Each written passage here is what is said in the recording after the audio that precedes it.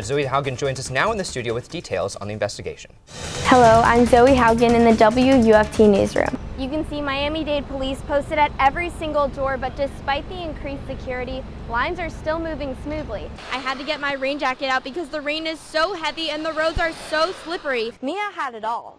She was a pre-med student here at the University of Florida and an active member in her sorority. But all of this was taken away from her when she got sick. Detectives found the professor out here in Fort Lauderdale at this day's inn. My family sent me this photo of my backyard. The trees and the fence are now underwater. Right over here is where investigators say they found bullets on the ground after what they think was a gang-related shooting. There were 2 victims who were seriously injured and transported to Jackson Memorial Hospital. He's ready to uproot himself and move on to the school cafeteria. Here's a live look at I-95 at Northwest 119th Street. Reporting live from City Hall. Reporting live from UF's Innovation News Center. Zoe Haugen, Local 10 News. And of course, don't forget to follow us on Twitter at WPLG Local 10. WUFT's Zoe Haugen joins us from the newsroom with an in-depth look. Try telling someone you have chronic fatigue syndrome, and you may hear, what, you're tired a lot? Not just tired like everybody else. The condition can range from crippling on a bad day to no problem at all on a good day. To get a sense of all the days in between, you need to spend some quality time with a patient, like Florida's Mia Anderson. And people don't even believe you, you know?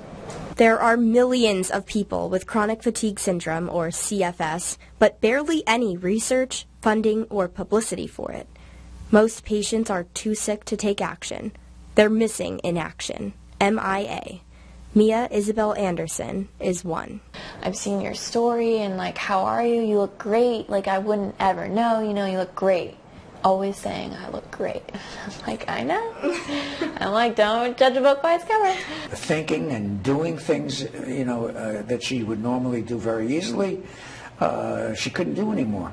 I mean, I was in shock when I saw her. I was really upset. Everyone said the same thing. I never knew it was so bad.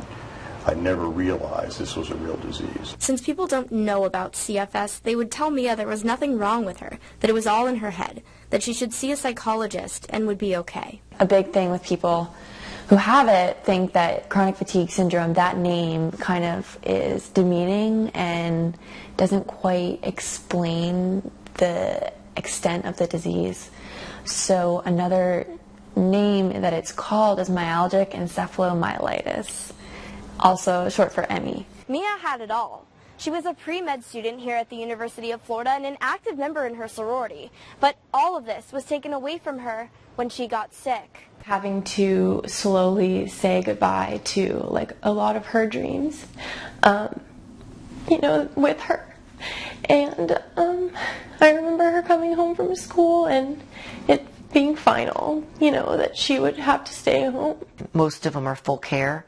Can't get out of bed, can't sit up in bed. They're depressed, and many of them are taking their lives. I couldn't even lift my head off the pillow. Like, I was like, I don't want to live like this. Like, I would rather die than like have to sit in this bed all day in pain. Like, I couldn't even open.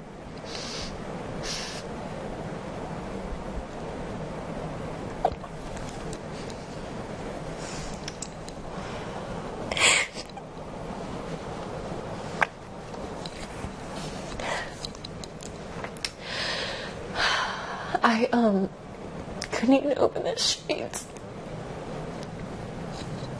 ME has no cure, only experimental treatments that, depending on the patient, could either help, not affect them at all, or make matters worse. As a result, most doctors won't treat Mia. Regardless, Mia and her family didn't give up. I will stop at nothing, and she will get better. Dr. Jose Montoya, world-renowned for his ME/CFS research and findings, is one of the few doctors who believes the risk of trying treatment is worth taking. Desperate, Mia's family reached out to Dr. Montoya for help.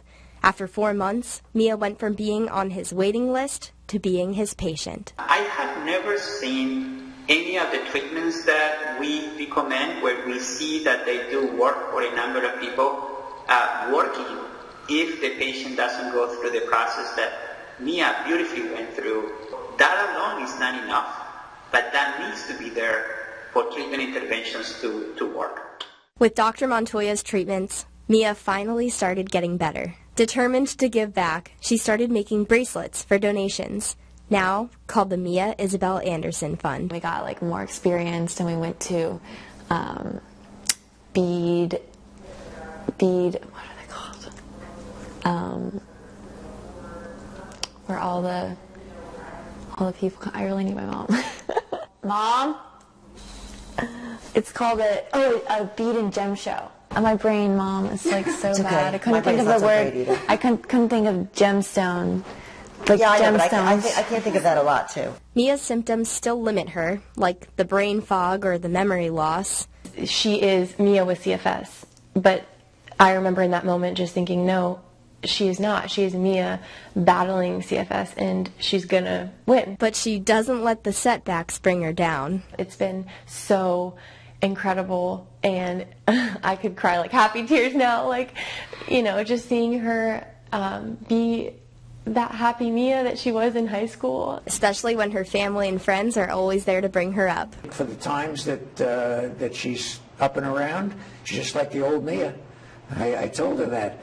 I said, gee, Mia, it's great. It's like having you back again. I would send her like encouraging text messages every once in a while, just kind of try to lift her spirits. And one thing she always says to me, would say to me in our past was, keep your chin up. She came and would make me laugh, like no matter what. And at times my mom was like, I don't know if Morgan can come over because like she's gonna wear you out. You know, she has too much energy. And it's just like she would give me some of her energy by like making me laugh and making me smile. Smiling through it all, MIA Mia is hoping to one day be BIA, back in action. You can find Mia Anderson Jewelry on Facebook. The family says all the profits from her jewelry sales are being donated to the CFS initiative at Stanford University. He did it himself, you know, first.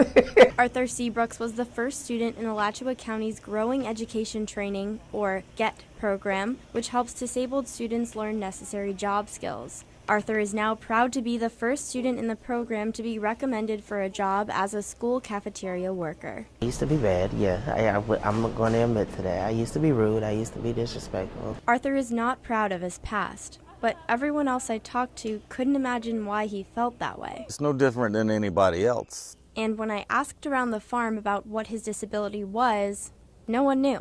They told me to ask his Exceptional Student Education, or ESE, transition specialist. His response? I don't know. Arthur seemed to be the only one who thought everyone saw him as a bad kid when he was younger. Finally, I asked him to describe himself now. I'm just fun, outgoing, you know. If there's anything that needs to be done, I'll do it. If, you know, I'll give my shirt off my back to somebody if they need it. And that, people agree with. Arthur's mom says that he was labeled with a disability because of his reading skills, but that Arthur wouldn't read because he was worried students would tease him if he made a mistake. Now he reads just like anyone else. He looks up to Mr. Bangs very much as his teacher because he really encourages him and don't worry about what's around, focus on what's ahead. Before a root crop is pulled out of the dirt, all it sees is darkness.